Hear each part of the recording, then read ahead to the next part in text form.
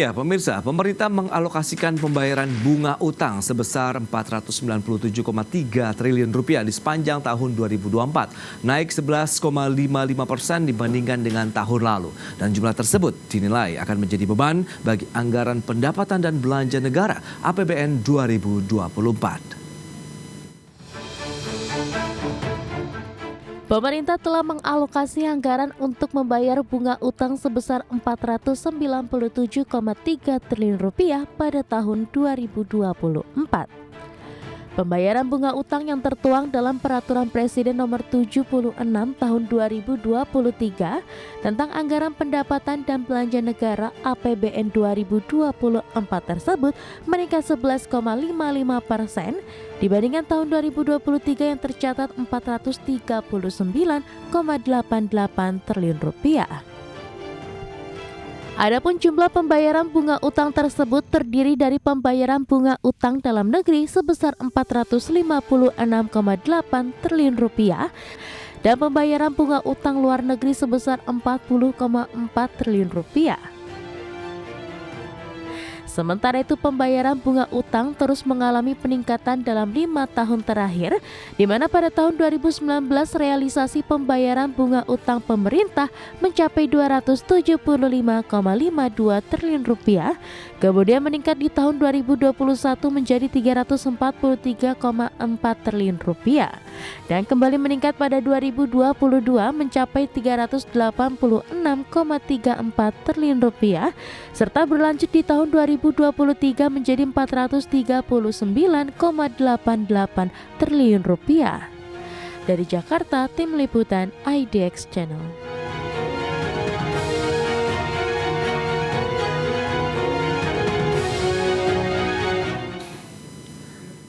Ya, pemirsa, untuk membahas tema menarik berikutnya, APBN 2024 terbebani bunga utang pemerintah. Kita sudah tersambung melalui Zoom bersama dengan Mas Yusuf Rendy Manilet. Beliau adalah peneliti ekonomi KOR. Halo, selamat pagi Mas Yusuf Rendy. Selamat pagi Mas Pras. Ya, salam sehat Mas. Salam sehat selalu. Baik, terima kasih juga atas waktu yang disempatkan. Lantas bagaimana dengan kondisi utang Indonesia yang sudah menyentuh 8.000 triliun rupiah? Apakah masih dalam kategori sehat? Iya, kalau kita bicara atau mendiskusikan terkait jumlah utang pemerintah saat ini, memang rasio yang seringkali digunakan adalah rasio utang terhadap PDB. Dan memang kalau merujuk ke Undang-Undang Keuangan Negara, jumlah utang pemerintah saat ini masih berada pada batas aman, karena kalau kita rasiokan itu angkanya masih sekitar 38%, jauh atau berada di bawah batas aman 60% yang diperbolehkan oleh Undang-Undang Keuangan Negara. Namun saya kira saya perlu memberikan perspektif lain, terutama mengenai rasio utang ini, karena rasio utang ini sebenarnya juga banyak diperdebatkan, didiskusikan oleh banyak ekonom. Artinya angka 60% itu dinilai tidak terlalu baik atau tidak terlalu di-applicable buat negara-negara berkembang seperti Indonesia. Bahkan di beberapa studi disebutkan bahwa sebenarnya untuk negara-negara berkembang, rasio utang yang dikatakan aman atau sehat itu bisa di angka 40%-an gitu ya. Jadi kalau kita mengacu pada studi tersebut, sebenarnya saya melihat jumlah atau total utang pemerintah atau rasio utang pemerintah terhadap PDB itu berada pada level moderat. Artinya pemerintah masih punya pekerjaan rumah, terutama untuk mengembalikan rasio utang setidaknya seperti sebelum terjadinya pandemi, yaitu berada di kisaran 30% terhadap PDB Indonesia. Oke, itu dia. Memang kalau dilihat dari rasio utang kita terhadap PDB masih dalam posisi aman apabila memang ini menjadi salah satu parameter yang digunakan oleh pemerintah, ya, 60% berbanding dengan 38% seperti yang Anda sampaikan nih Mas Yusuf. Tapi bagaimana dari sisi dasar alasan begitu mengapa pemerintah masih terus melakukan utang begitu? Apakah penerimaan negara masih belum mampu menopang operasional kemudian pembangunan begitu di Indonesia?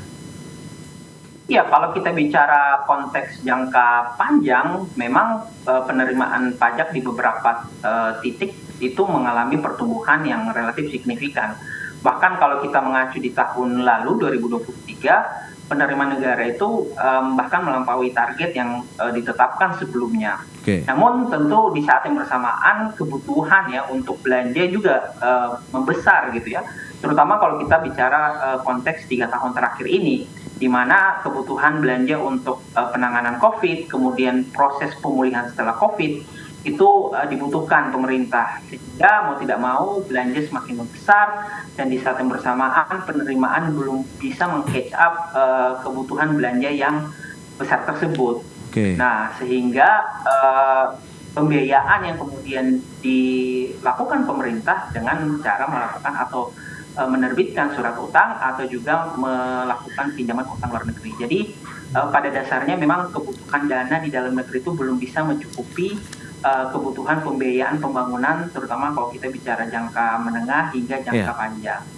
Nah itu dia, kalau kita lihat dari sisi komposisi utang pemerintah saat ini, dominasinya apakah memang dari utang luar negeri begitu atau memang dari penerbitan surat berharga negara begitu. Dan ini menjadi satu hal yang mungkin membuat orang lebih nyaman karena ternyata justru pembeli ataupun pemberi utang pemerintah dari dalam negeri sendiri begitu. Ya, kalau kita bicara sampai saat ini memang penerbitan surat utang pemerintah melalui bentuk SBN itu masih mendominasi dari porsi jumlah utang pemerintah atau yang telah dilakukan oleh pemerintah. Sekitar 70 hingga 80% utang yang dilakukan pemerintah itu dilakukan melalui penerbitan surat utang, dan sisanya itu melalui utang luar negeri, baik itu yang dilakukan melalui lembaga multilateral ataupun melalui perjanjian bilateral antar negara.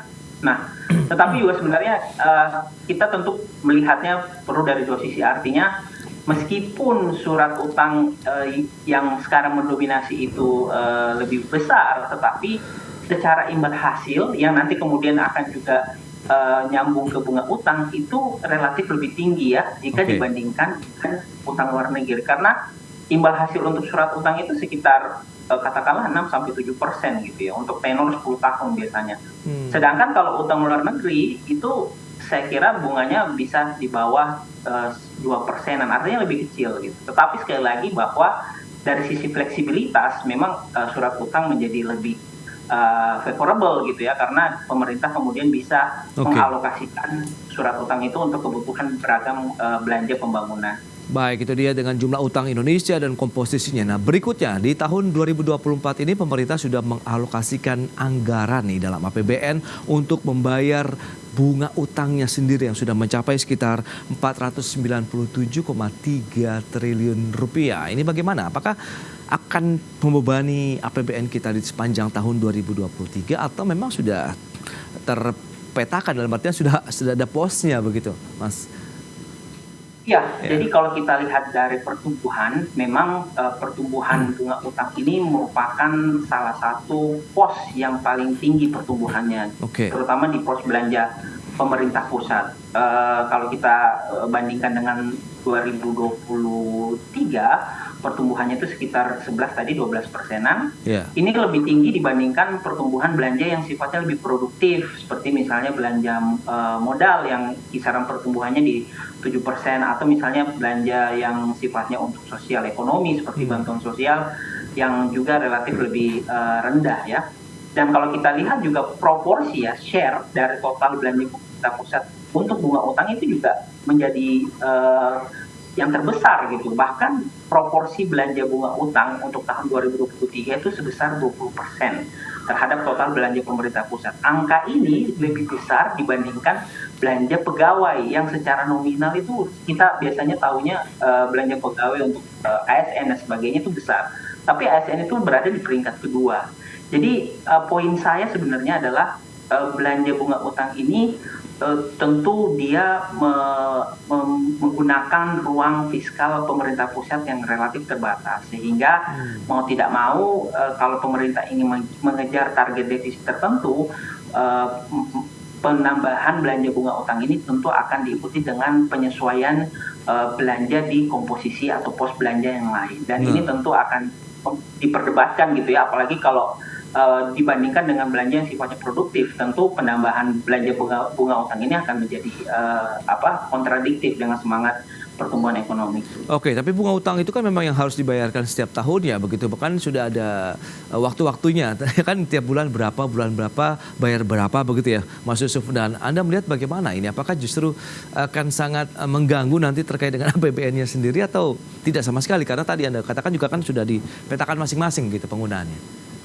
Ya, yang pasti menurut saya tentu perlu dilihat terlebih dahulu apakah di sepanjang tahun ini pemerintah membutuhkan tambahan pembiayaan atau belanja yang digunakan dari pos di luar belanja bunga utang. Okay. Kalau memang kasusnya demikian, maka pemerintah bisa mengambil opsi melakukan refinancing ya, artinya penundaan pembayaran bunga utang sementara waktu gitu. Baik. Jadi bunga utangnya tetap dibayarkan, tetapi misalnya ditunda untuk misalnya sampai awal tahun depan gitu ya. Tetapi sekali lagi bahwa ini untuk case-case tertentu saja, apabila misalnya kebutuhan belanja itu meningkat karena dibutuhkan gitu ya untuk sepanjang tahun ini. Baik, nah lantas review Anda juga dan bagaimana Anda melihat kemampuan dari pemerintah sendiri nih untuk mengelola utang kemudian membayar beban bunga utangnya sendiri begitu selama ini?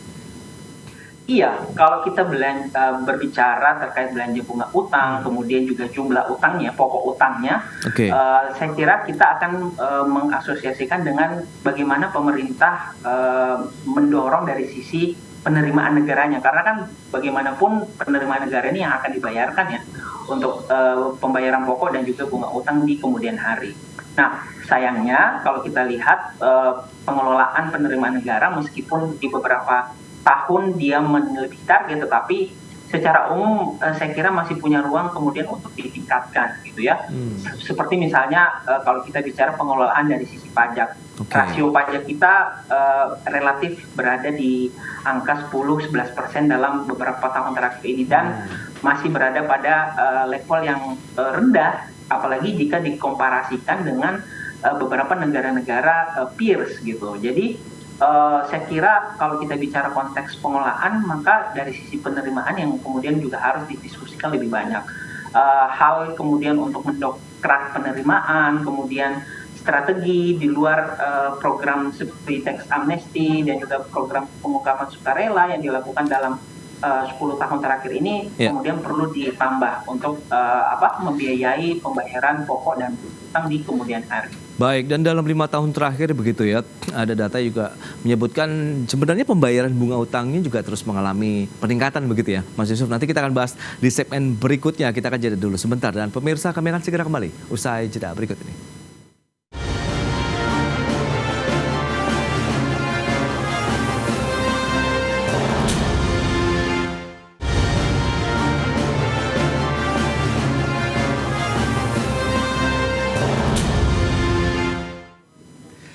Ya, terima kasih Anda masih bergabung bersama kami dalam Market Review. Pemirsa, berikut ini kembali kami sampaikan sejumlah data untuk Anda terkait dengan pembayaran bunga utang pemerintah di tahun 2024. Data selengkapnya bisa Anda saksikan di layar televisi Anda. Kita akan lihat perbandingannya dibandingkan dengan tahun 2023 lalu. Ada 11,55% kenaikannya dari sebelumnya 439,8 triliun, kemudian di tahun 2024 dialokasikan 497,3 triliun rupiah. Dan komposisi bunga utang pemerintah kita lihat ini juga dalam negeri 456,8 triliun, luar negerinya 40,4 triliun. Jadi memang dominasi atau mereka yang memberikan utang kepada pemerintah nampaknya juga dari investor ataupun pemberi pinjaman dari dalam negeri. Jadi untuk komposisi bunga utang pemerintah. Dan berikutnya kita lihat realisasi pembayaran bunga utang dari tahun 2019 sampai dengan 2023. Bisa Anda saksikan kembali di layar televisi Anda. Untuk realisasi pembayaran bunga utangnya, ya dari tahun 2019 tercatat 275,52 triliun, kemudian tahun 2020 314 triliun, 2021, 2022 sampai dengan 2023 trennya ini naik terus untuk pembayaran bunga utang pemerintah begitu ya. Baik, kita akan lanjutkan kembali perbincangan bersama dengan Mas Yusuf Randy Manilet, peneliti Ekonomi Core. Ya Mas Yusuf, kita akan lanjutkan kembali nih. Bicara mengenai kemampuan pemerintah dalam mengelola utang sudah Anda sampaikan. Kemudian dalam 5 tahun terakhir tadi sudah disampaikan trennya naik terus. Apa yang bisa Anda review nih Mas? Ya, memang kalau kita lihat tren dalam 5 tahun terakhir ini tidak terlepas juga dari tadi bahwa ada kondisi luar biasa ya Ya, pandemi COVID-19 yang memang tidak diduga sebelumnya. Nah, dan menurut saya pemerintah Indonesia dan juga banyak pemerintah lain akhirnya menghadapi konsekuensi ya terhadap peningkatan bunga utang. Jadi menurut saya sekarang sebenarnya diskusinya bagaimana kemudian mengembalikan setidaknya level utang itu seperti sebelum terjadinya pandemi, karena kalau kita lihat kan ini juga akan dilihat dari bagaimana kita menilai perkembangan keberlanjutan fiskal, pengelolaan fiskal di masa mendatang. oke. Nah, saya kira itu. Jadi memang ini merupakan konsekuensi, dan konsekuensi ini yang kemudian menurut saya menjadi pekerjaan rumah bersama pemerintah, terutama pemerintah nanti ya, Iya. untuk kemudian mengelola utang menjadi lebih baik, artinya proporsinya setidaknya kembali seperti sebelum terjadi pandemi. Ya, dan kita tahu pemerintah di awal tahun 2024 ini akan melakukan pembayaran bunga utang itu dari kas yang bersumber dari pendapatan di tahun 2023 lalu. Nah ini, apakah memang dari sisi pendapatan di tahun 2023 memang sudah sesuai target memenuhi kemampuan pemerintah untuk bisa membayar beban bunga utang tadi? Ya, kalau kita lihat sebenarnya sisa anggaran di tahun lalu itu relatif lebih sedikit jika dibandingkan dengan sisa anggaran di tahun 2022 ya. Oke. Artinya kalau saya lihat di belanja pemerintah pusat itu proporsi atau share belanjanya itu tidak sampai 100%. Jadi dugaan saya sisa dari anggaran tersebutlah yang kemudian dialokasikan untuk pemenuhan kebutuhan pembiayaan di awal tahun. Nah, biasanya juga sebenarnya pemerintah untuk kebutuhan pembiayaan di awal tahun itu melakukan front loading ya, penerbitan SBN di awal tahun.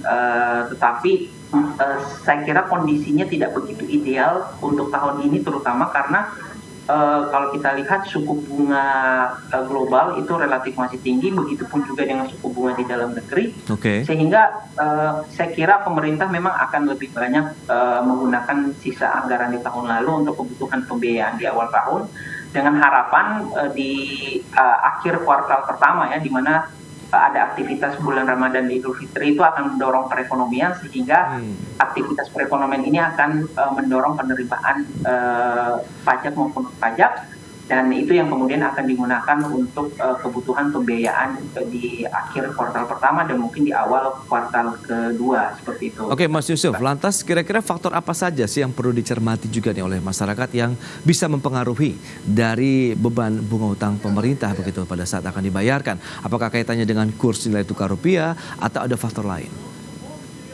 Ya, jadi umumnya secara teoritis bunga utang itu selalu dibandingkan dengan growth ya. Artinya ketika misalnya bunga utang itu yang relatif lebih tinggi dari growth, maka ini yang kemudian perlu diwaspadai. Misalnya pertumbuhan bunga utangnya itu di kisar 6-7%, tetapi pertumbuhan growth dalam arti pertumbuhan ekonomi ya dalam hal ini cuma 5%. Maka ini yang harus menjadi diskusi, karena artinya pertumbuhan ekonomi itu belum mampu mengejar pertumbuhan dari bunga utang, sehingga nantinya ketika pemerintah ingin mendorong belanja pembangunan lain, mau tidak mau harus ditutup melalui penarikan utang baru. Jadi utang untuk menutupi bunga utang, itu yang sering kita kali dengar. Jadi saya kira itu kemudian menjadi perhatian, dan betul bahwa nilai tukar juga menjadi hal yang perlu diperhatikan, mengingat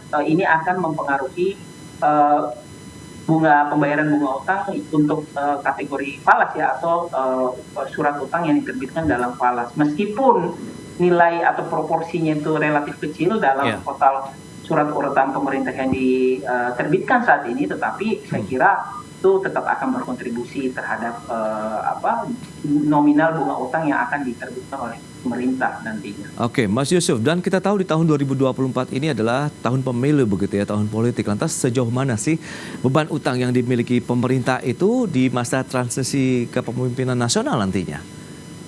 Iya, saya menarik kalau seandainya kita ikuti debat dari pertama sampai terakhir beragam paslon itu mengeluarkan kebijakan atau visi dari sisi belanja saja, dan tidak banyak yang kemudian dielaborasi dari sisi penerimaannya. Jadi seakan-akan nanti belanjanya begitu besar, namun yang menjadi pertanyaan dari mana kemudian dibiayai beragam kebutuhan belanja yang besar tersebut.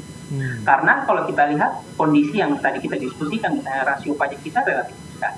Dan di saat yang bersamaan paslon tertentu menjanjikan untuk menurunkan rasio utang ditambah menambah kapasitas belanja ya. Ini yang kemudian menjadi pertanyaan dari mana kemudian pembiayaan itu akan dilakukan. Jadi saya kira dalam konteks tahun politik perhitungan terkait janji atau visi misi yang diberikan itu memang harus selaras gitu ya dengan kondisi saat ini dan kondisi yang akan dicapai terutama di 5 tahun ke depan. Jangan sampai kemudian dalam konteks ya memenangkan voters gitu, kemudian beragam janji diberikan, tetapi konsekuensi dari belanja tersebut tidak dinampakkan gitu ya. Seperti misalnya potensi penambahan jenis pajak, kemudian penambahan utang, ini kan yang kemudian kerap kali kita tidak lihat gitu ya dari beragam program janji belanja pemerintah yang akan terpilih nanti. Jadi menurut saya ini yang perlu diperhatikan pengukuran ya dari belanja sehingga bunga utangnya nanti tidak akan terlalu besar gitu di kemudian hari. Oke, berikutnya nih terakhir, Anda melihat bagaimana proyeksi pemerintah begitu yang akan datang di tahun 2024 ini, akankah juga melakukan penambahan utang baru? Iya, kalau kita melihat dari rancangan APBN memang pemerintah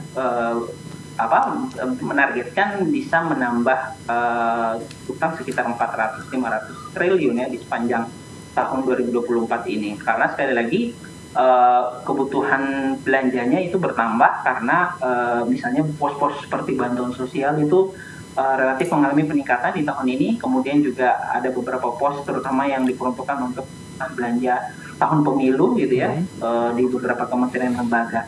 Jadi mau tidak mau untuk kondisi tahun 2024 kita masih akan melihat pemerintah dalam menarik utang baru untuk beragam kebutuhan belanja pembangunan di sepanjang 2024 ini. Dan andalannya masih SBN, front loading juga akan tetap diterapkan? Ya, saya kira strateginya masih akan diterapkan melalui SBN dan tentu menurut saya SBN-nya ini akan banyak diterbitkan di semester kedua dengan asumsi di semester pertama sudah lebih jelas siapa pemimpin baru kita nanti ya, sehingga harapannya proporsi dari ketidakpastian karena kan investor nih agak menunggu nih siapa yang akan terpilih gitu ya. Jadi di semester kedua harapannya sudah terjawab dan ini saya pikir akan juga ikut menentukan dari proporsi imbal hasil yang akan muncul di pasar sekunder, pasar utang pemerintah. Baik, itu dia terkait dengan kondisi utang pemerintah dan juga beban bunga utang yang harus dibayarkan pemerintah begitu di tahun 2024 ini. Nampaknya memang masih ada tantangan yang harus dituntaskan begitu untuk mengatasi penerimaan negara yang kalau bisa Anda katakan tadi Mas Yusuf untuk lebih ditingkatkan lagi begitu ya. Mas Yusuf Randy, terima kasih banyak atas waktu dan sharing yang sudah Anda sampaikan kepada pemirsa pada hari ini. Selamat melanjutkan aktivitas Anda kembali. Salam sehat Mas Yusuf, terima kasih. Salam sehat selalu. Baik pemirsa, 1 jam sudah saya menemani Anda dalam program Market Review. Saya Prasetyo Wibowo beserta kerabat kerja yang bertugas undur diri. Terima kasih dan sampai jumpa.